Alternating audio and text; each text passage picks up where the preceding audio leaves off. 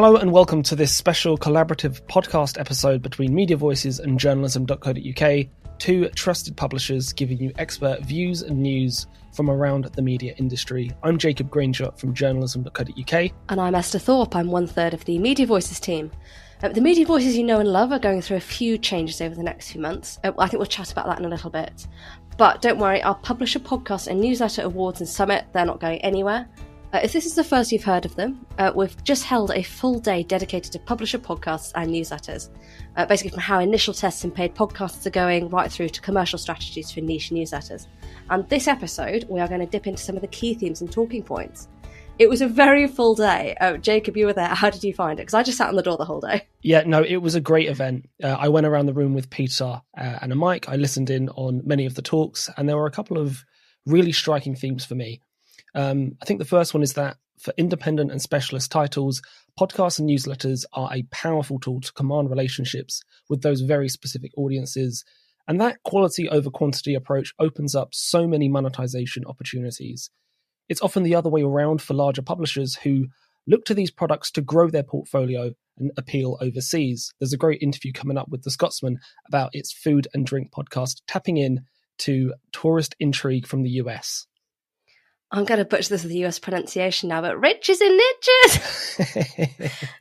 It doesn't rhyme in English, does it? It in doesn't, the British accent, no. Riches and niches for those of us in the UK. Reese's.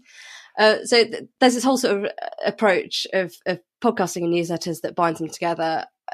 There's plenty more similarities and there's some core differences as well. I think we'll learn about that coming up. I think one thing for me when I was putting the agenda together is that it was striking how, like, email's been around for a long time, right? It's one of the oldest sort of internet communication formats. And it's amazing how many publishers have only sort of recently turned that lens on as a bit of an opportunity. Podcasting again has been around for quite a long time and we've seen the huge wave of that rise. I'm actually quite excited to share some of what we put together at the summit. Yeah, it's been a real resurgence and really looking forward to dipping into this one. So I think before we get into the meat of the podcast and newsletter summit, let's talk about the news of the week with you, Esther, and the Media Voices team. There's a fair few, chopping and changing happening in the immediate future. What's changing and why?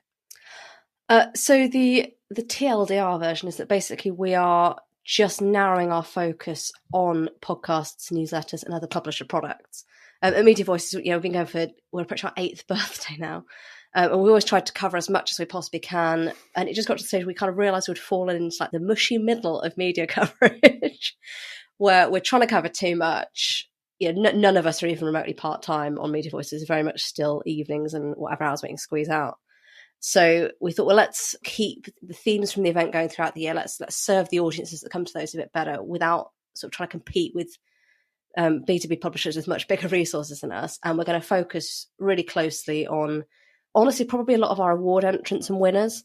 What are they doing really well? What have they learned? And we're going to really tie that into publisher products like apps, magazines, podcasts, newsletters. The big thing is that we're dropping our daily newsletter and we're going into a weekly kind of deep dive approach. So it's just generally sort of trying to work smarter, not harder, and not killing ourselves in the process. I mean, you know as well as anybody some of the challenges of being a small indie outlet, right? Yeah, I get it. But for the time being, we're still calling you guys Media Voices, right? We are, yeah. Media Voices will be the big umbrella. It's going to be the publisher podcast and the publisher newsletter. And then we've got the publisher summits and awards sort of under this Media Voices umbrella.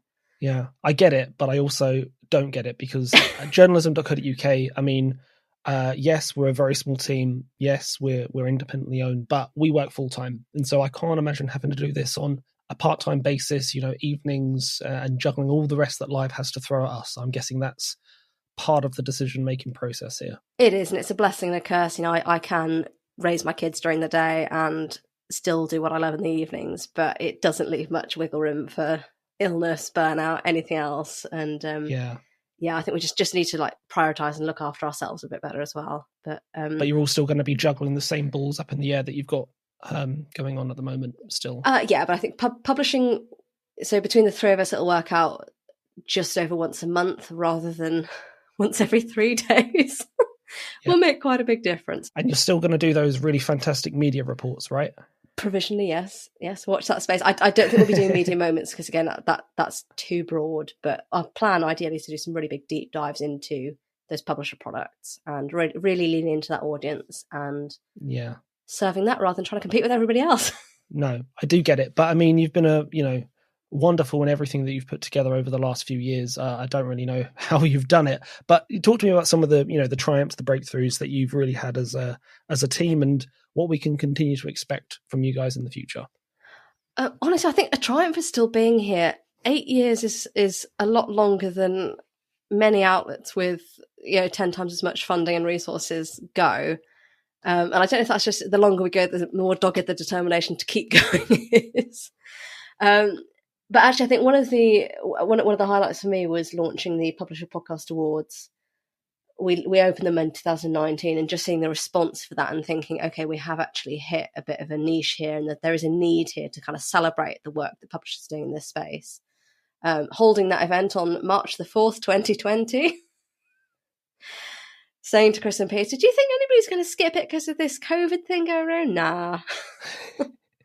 And then emerging out the other side of that was sort of a virtual event the following year. And we're still here, we're still going. There's so much more we'd love to do if we had the resources, and that's also a future plans. But yeah, I think just still being here and people turning around and saying, oh wow, we didn't realise that you do that much with that little time. We're producing the same amount that the three of us were employed at a full-time team of 8 back at the media briefing.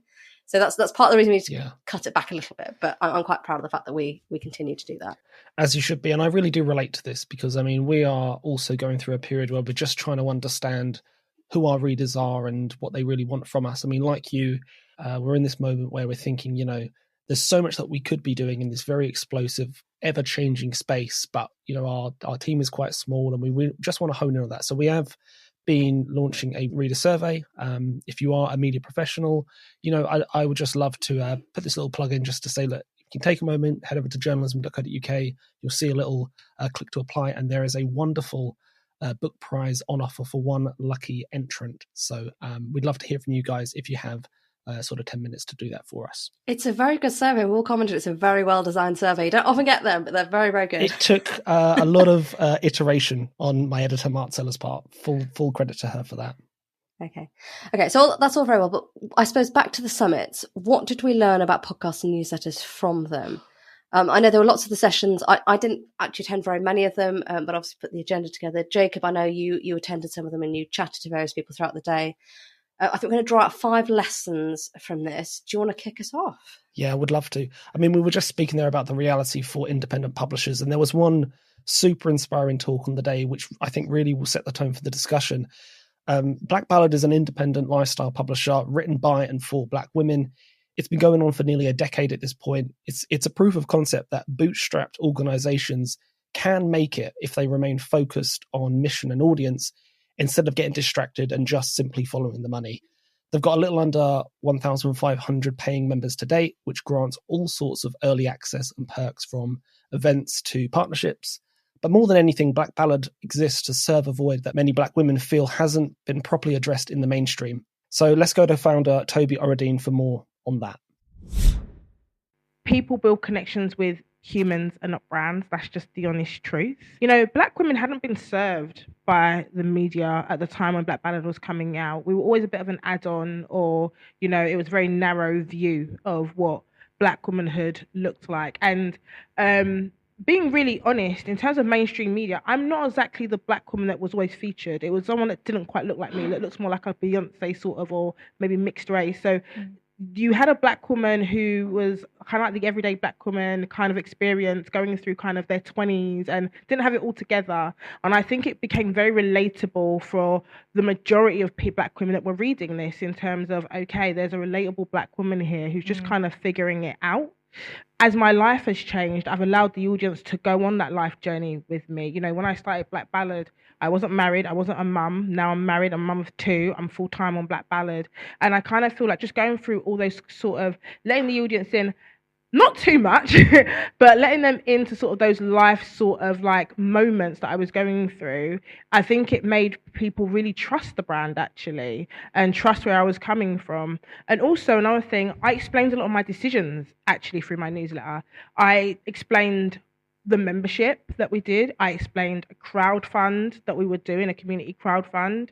I kind of reflected on some of the things that I'd maybe got wrong at times from a business point of view. So it also allowed a level of transparency as well, which I think was super important. And I think that transparency has actually been how people have decided to probably pay for a membership. Because what we find is that people might be on the newsletter for a couple of months, and then there might be a certain newsletter that makes them be like, aha, I'm going to actually invest and pay my money to get like the whole offering of Black Ballad. And I mean, that newsletter really is the driving force of Black Ballad. There's a Friday night edition for members that rounds up the key articles, new partnership offers, updates within the organisation. And then they've got the founders letter, which is a weekly personal musing by Toby, where she says that no subject is off limits. It's what Black women need to hear this week or what she's personally feeling. There's really, really high engagement on that founders letter, which makes potential partnerships here really valuable. But she needs to be incredibly choosy because her reputation is on the line. So the newsletter was the first thing a brand actually paid to sponsor. Southbank actually paid us, or the first people to pay us to sponsor the newsletter. And we don't do display because we're a membership platform. The experience is really important. You can't really pay for like a site and then you have all these ads popping up and it's like, right, we're not going to do that. I remember Southbank got in touch several years ago and they had an exhibition around Black art, and it was like, you have this channel, and we was like, okay, we could do a newsletter, and it kind of just started as like a mini ad, and then it was just like, click through to buy a ticket, and we saw people were actually buying these tickets, and then we started to be like, okay, we might have stumbled across something. So I would love to sit and say that I knew that the newsletter was going to be make money from the beginning. I didn't. It was kind of the results of the Southbank, and more people started paying us for like these mini ads. I would write my founder's letter on a Sunday, would have a mini 200-word ad about whatever the exhibition was. Yeah. It'll be like my personal POV on how I found it and if people should go. So we started monetizing it through that, and then people started to be like, well, I've got this experience, this product, this service. What if we took over your whole letter? So what if your whole founder's letter was about this sort of like particular partnership, which became quite lucrative as long as I found that it was the right partnership. I don't just put anything in that newsletter. I should say that, because it's so sacred. I turn down quite a bit if I don't think it's quite right from my personal point of view and for me. And what we began to see is that people were just plugging money into the newsletter. And I realized why it was working was because, again, it's that trust. It was like, well, if I'm trying it and I'm like endorsing it for Black women, then Black women were kind of ready to kind of give it a go. I think when we saw the newsletter work in terms of a bigger partnership that involved multiple parts of the business was actually when we worked with Maltesers. Maltesers wanted to kind of go into this field of caring about maternal mental health. And I was about to give birth to my second child. And I kind of wrote this newsletter on about letting go of this superwoman complex as a mum second time round. So this newsletter opened the partnership. We had then an editorial video that went alongside it and a photo essay. And the partnership just went nuts. People loved the partnership. We got a lot of mums saying like, this is the sort of content that they want. So there's an absolutely bonkers stat in this talk, which is that Black Ballad has a retention rate of 95%, meaning once people sign up for the membership, they very rarely leave. But just because people feel they have nowhere else to go and they have, captured a very specific audience here, Toby feels strongly that she can't rest on her laurels. She has to work very hard to make sure that people are happy. When we first started the membership, it was just about content. But now we offer like experiences. So like if you was a member, you got to have an exclusive screening at Channel 4 with like food and nibbles and drinks, and you got to kind of have a Q&A with Candice Carty-Williams and the cast of Queenie. Last year we sent 25 Black women to Bristol on a coach to learn how to surf. We've actually just improved this membership in terms of listening to this audience. One of the things that our audience said to us is that Black women want joy. They want fun things to do. So part of the Garnier partnership is that we're having this night of skincare for Black women where you can get free products, you get to ask questions, and you get to have like these consultant sessions. We've actually been active in asking our audience, how do you want to see us improve this membership? And what came out of it was, we love the content, but we want more of a well-rounded lifestyle experience membership. So we've worked really hard to build that in to the offering, and it's taken a few years because you kind of need some brands to do it. That's how we've gone about it in terms of asking and hopefully answering. So I think the lesson so far is that quality matters more than quantity when you have a specialist audience. And that goes for the type of content that you produce as well as the volume of your membership or readership. And this holds true for another publication called Reby Media, who are a decade-old indie title. And the difference is that they have 5 different trade or experience-specific podcasts, literally this huge range from the brewery industry to pregnancy. They've taken so many awards home from the Publisher Podcast Awards. I've actually lost count over the years. And genuinely, if you want a masterclass in turning perhaps not the most exciting of topics into a really engaging podcast, look up Engineering Matters because it's absolutely superb. Full disclosure, I should be very familiar with Engineering Matters. They beat us in the B2B podcast category many times over. So like 4 years. They beat everybody. 4 years running. And at that point, I was like, well, come on. So, no, full kudos to publisher Jon Young and the team. He told us in an interview that the demand for these specialist titles starts by looking at the state of the market, and that allows him to hone in on very specific commercial partners. So each one of them actually has come from a slightly different journey. A lot of it is looking at the state of the market. So we launched Brewers Journal in about 10 years ago, and it was when the craft beer movement was started. It was kind of underway in the US, hadn't really got going in the UK to the same level just yet. But we look for industries where there are more potential customers than a sales guy can reasonably get round in a year or so. And then also check that they're underserved. So when brewing hit about 2,000 breweries, that one sales guy who's selling malt grain, he can't get around 2,000 breweries in a year. So now there's a market for him to buy advertising to try and get his message across. The audience defines itself really well. If you're listening to the Brewers Journal, you're going to be interested in brewing. If you're listening to Engineering Matters, like you're going to be interested in engineering. It actually makes the sales side on these products much easier. Because we don't have to worry too much about having massive numbers. Brewers Journal gets probably about 2,000-3,000 listeners an episode, but when there's only 2,000 breweries in the country, we could be looking at more than 100% of the potential market.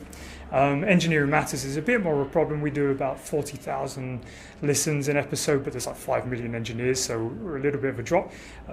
We've been talking today about doing partnerships. Working with the right partners, working with partners who have got good reach. Our own social media reach is tiny compared to the size of the partners we work with. They might have 500,000 on their LinkedIn channel. They make a post there. What they don't realize is that they're paying us to produce a partnered episode. They want to reach our audience. That partnership works 2 ways. They're going to put our material out to their audience, which is 10-20 times the size of our audience. In starker terms, Jon says that audience growth really isn't a high priority. Instead of going for scale, he wants to make sure that he reaches the right audiences. By doing that, he can guarantee commercial partners get their messages landing in the right inboxes. Most of the guys who have got a message, most of the companies who have got a message to get out, there's only a few people who need influencing for that to have a huge effect. They could be trying to influence a tender. A small tender for these guys is maybe 500 million. A big tender is, multiple billions.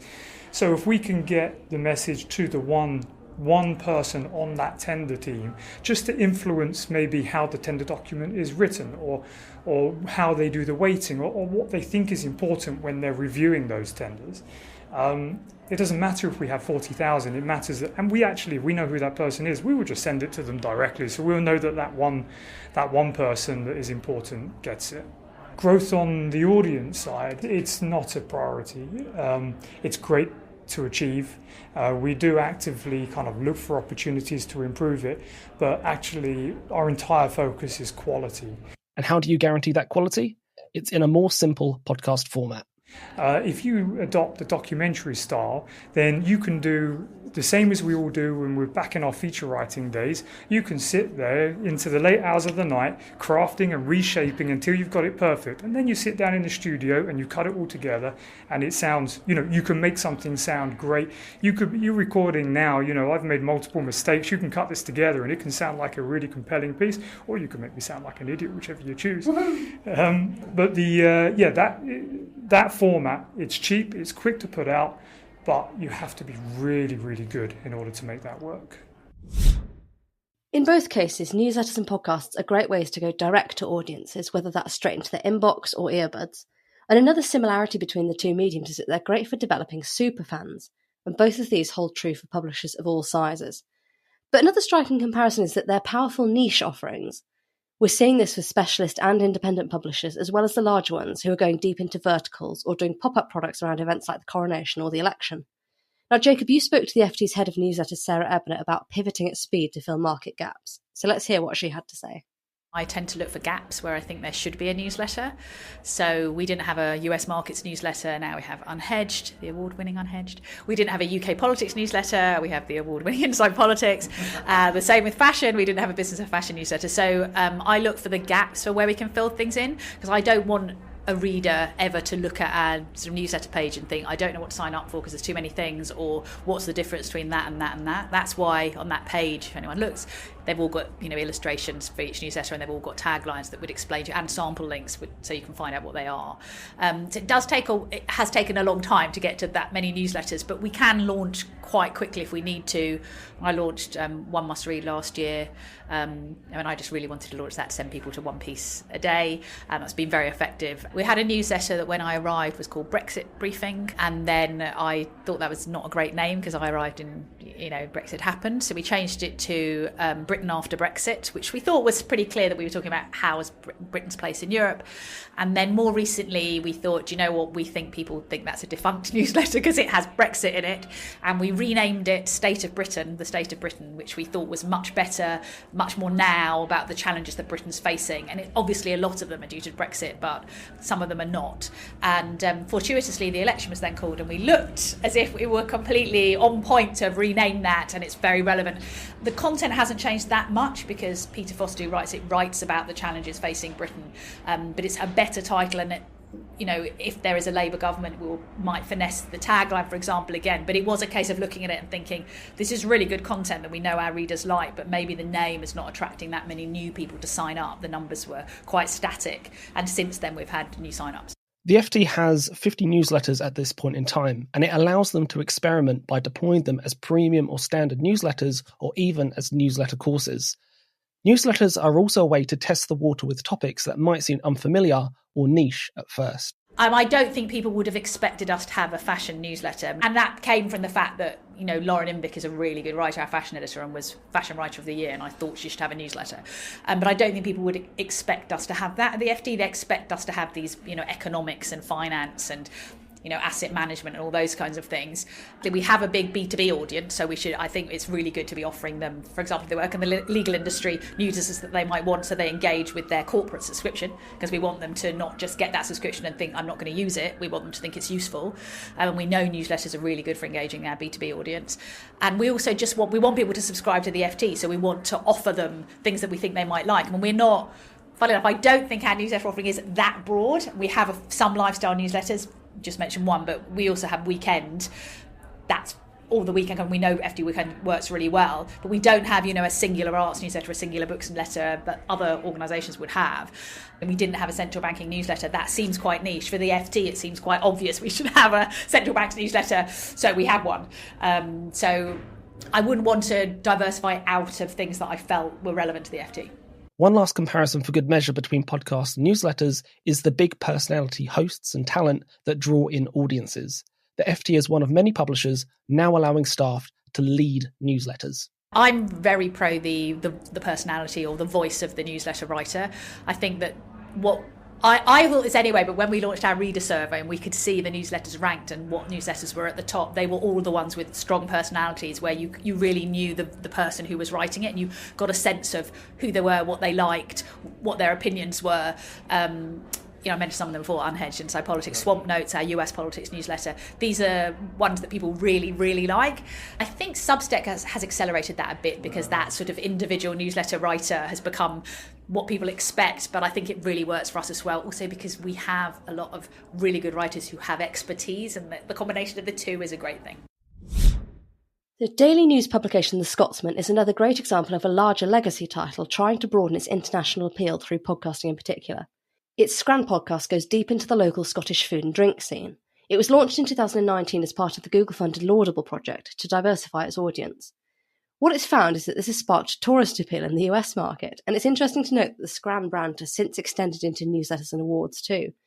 Now, Scran was a big winner at the Publisher Podcast Awards that night, having entered for many, many years without having taken home any prizes.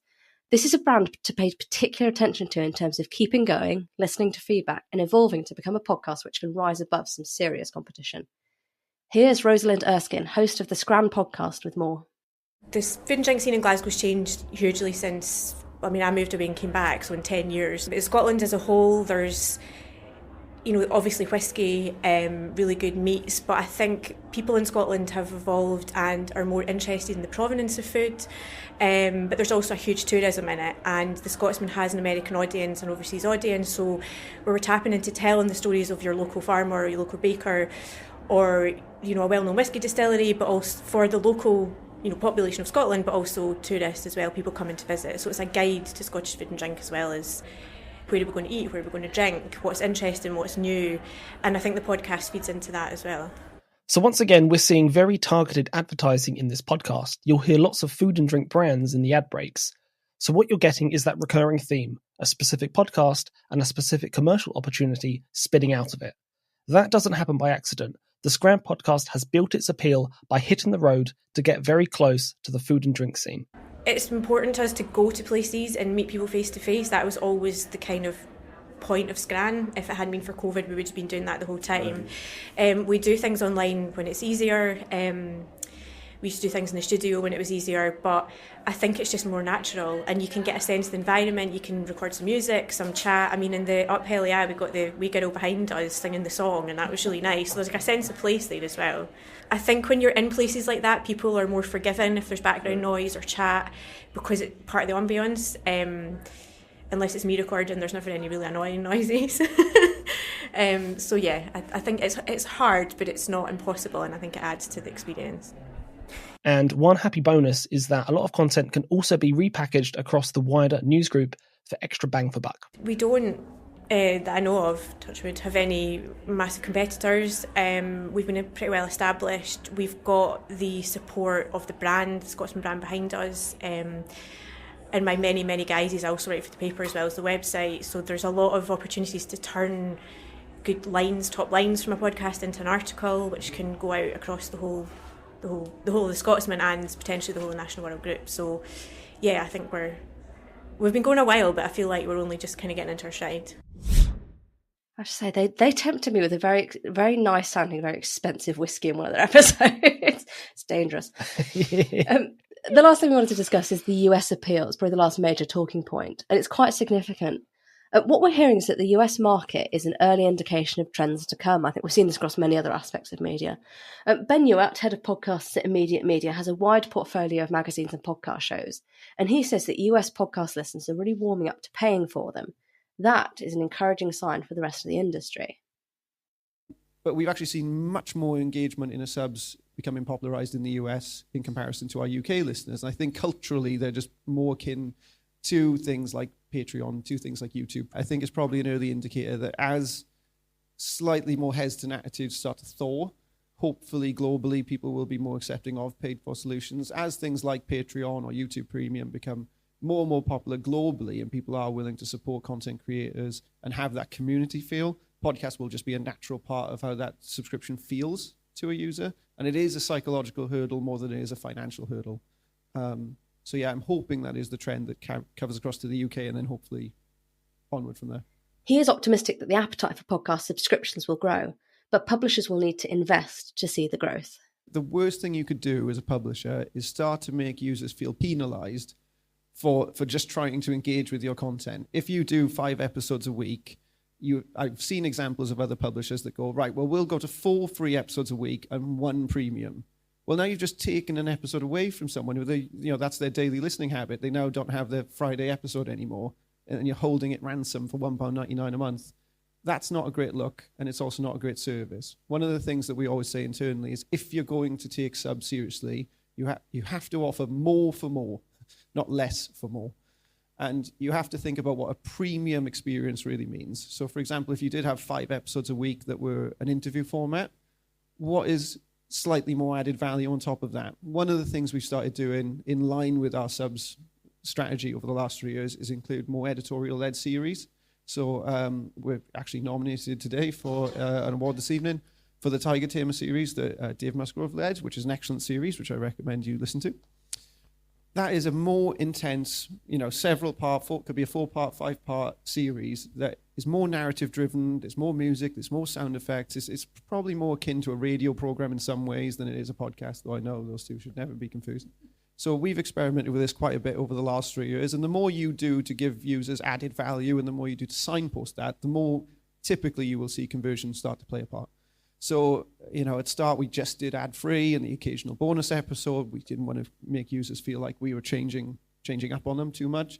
But then as we started to lean into it and do bonus content, as we started to do bespoke feeds, so you could have, a Georgian curated channel, you could have Vikings, Romans, whatever, we started to see people start to lean in more.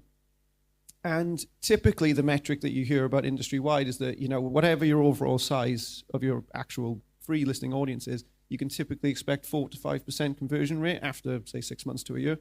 I think it's probably undercooked. I think you could probably go further than that, 7 or 8%, but you do have to offer a heck of a lot more. If you're willing to do weekly bonus episodes that are only for subs, if you're willing to do live event inclusions, if you're willing to build a community, then you could push it to maybe 7 or 8%. But that is a heavy commitment, and you have to have enough scale in your original audience size to justify that, and you have to charge a high enough price point to mean that the cost per user on your subs business is greater than your cost per user on your ad-funded business. So it becomes quite complicated to comb through that data and figure out where you're at. So there we have it. We've talked a lot today about the shared ground between newsletters and podcasts, but there's one key difference, and we touched on it just a second ago. That's data and ownership. Podcast metrics are vague at the best of times, while newsletter platforms offer detailed analytics. It's one of the reasons why we see such innovation on platforms like Substack, where both solo entrepreneurs and local new startups are blossoming in the US as well as the UK, but also because they have the assurance that they own their email lists. This isn't true of every platform, though. This is a big bugbear of mine. LinkedIn has in recent times started a newsletter feature, which is, it will serve people very, very well. But it retains ownership of the subscription lists and it doesn't offer great analytics. And their pitching is a newsletter, even though you get nobody's emails. So podcasting's got a lot of catching up to do to that, though. But I think in general, it'd be fair to summarise that newsletters and podcasts have a lot of common strengths. Yeah, we've talked about a lot of those, but let's just sum that up. They're great for going direct to audiences, showing off your best talent, creating superfans, and serving niches. Those 4 aspects address head-on the shared challenge of discoverability and getting picked up by audiences. I think that covers it, but if we missed anything, feel free to let us know. Where can we find you, Esther? For the next 4 weeks, you actually can't find us. Media Voices is going on a break for August, proper European style. But if you want to get that relaunch newsletter I was talking about earlier straight into your inbox, we'll be focusing on podcasts, apps, newsletters, magazines, all the publisher products. You can go to voices.media to sign up and make sure you're following the Media Voices podcast on your podcast app of choice. If the Publisher Podcast and Newsletter Summit appeals to you, you can actually get all the sessions on demand. If you go to voices.media, there'll be a little tab where you can actually buy access to all the streams on YouTube. So this is a really good chance for me to say once and for all on the record, Esther, thank you for every time that you've served up one of our pieces of news content in your newsletter. Essential reading for me. I encourage everyone to give that a read. Journalism.co.uk is completely as it sounds. Just type that into your internet browser of choice and you will find us. We're on all your usual podcast platforms as well. But I think that's all from us. Thanks for tuning in and we'll catch you next time. See you next time.